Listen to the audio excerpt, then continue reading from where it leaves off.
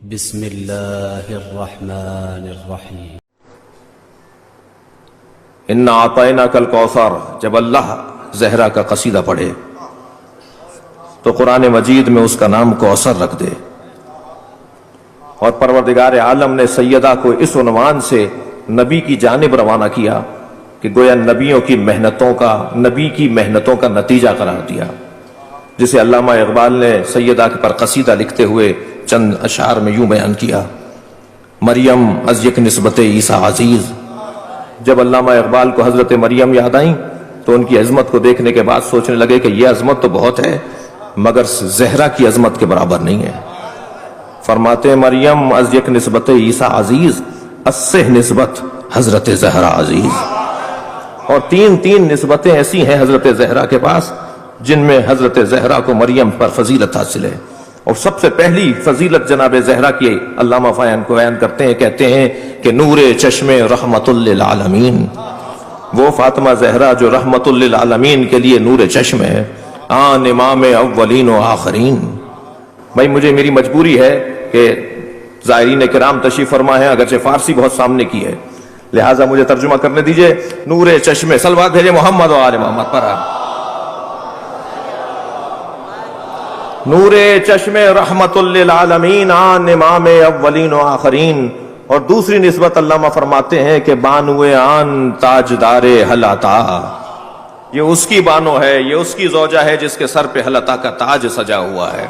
بانو آن تاجدار حلاتا، مرتضی مشکل کشا شیر خدا۔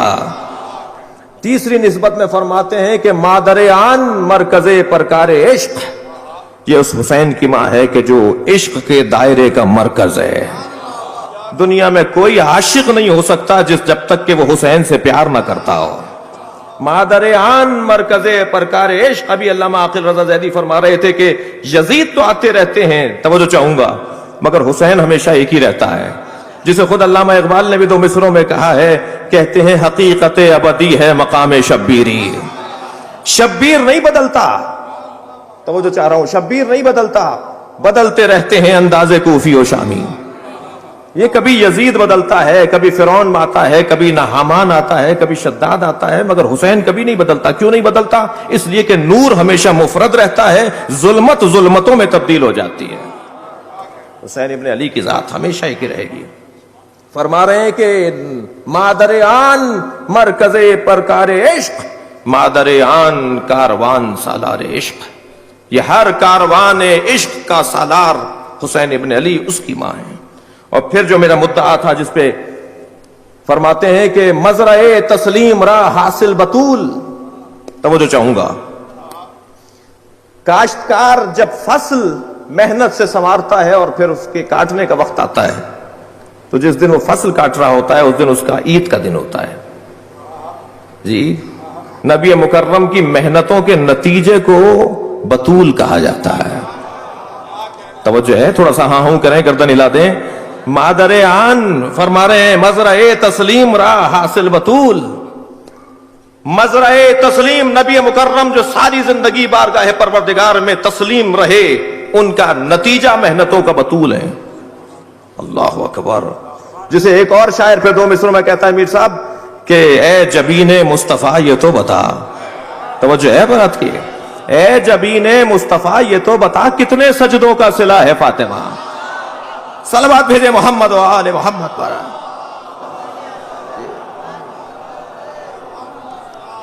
مزرع تسلیم را حاصل بطول، مادران را اسوہ کامل بطول۔ عزیزان گرامی، پروردگار عالم نے سرکار دو جہاں کو جو چیزیں دی ہیں وہ باکمال دی ہیں۔ رسالت دی، انا ارسلناک شاہدا مبشرا ورسولا وداعیا الی اللہ باذنہ وسراجا منیرا، ہم نے تمہیں رسول بنا کر بھیجا۔ انا، ہم نے تمہیں رسول بنا کر بھیجا، ہم نے تمہیں رسالت عطا کی ہے۔ ایک اور جو نبی کو عطا کی پروردگار عالم نے کمال کی صورت میں، فرمایا انا انزلناہ فی لیلۃ القدر، ہم نے تمہیں یہ قرآن شب قدر میں دیا ہے۔ نبی نے 80 جنگیں مدینے کی زندگی میں لڑیں، لیکن کسی جنگ کے لڑنے پر بھی پروردگار عالم نے کامیابی کی صورت میں اسے فتح مبین نہیں کہا، لیکن جب نبی نے تلوار رکھوا کر قلم چلوایا تو اس برداشت کے مظاہرے کو فتح مبین کہہ دیا گیا، اور آواز آئی انا فتحنا لک فتحا مبینا، ہم نے تمہیں فتح مبین عطا کی، رسالت دی ہم نے دی، قرآن دیا ہم نے دیا، فتح مبین دیا ہم نے دیا۔ اور اسی لہجے کے ساتھ کہتا ہے انا اعطیناک الکوثر، فاطمہ بھی ہم نے تمہیں دی ہے۔ تو جس رسالت اور قرآن کی انداز سے فاطمہ دی جائے تو اب سمجھ میں آتا ہے کہ سیدہ کے آنے پہ نبی کھڑے کیوں ہو جاتے تھے۔ یہ بیٹی کے لیے نہیں کھڑے ہو رہے، عطائے پروردگار کے لیے کھڑے ہو رہے ہیں۔ عطائے الہیہ ہے جسے فاطمہ زہرا کہا جاتا ہے۔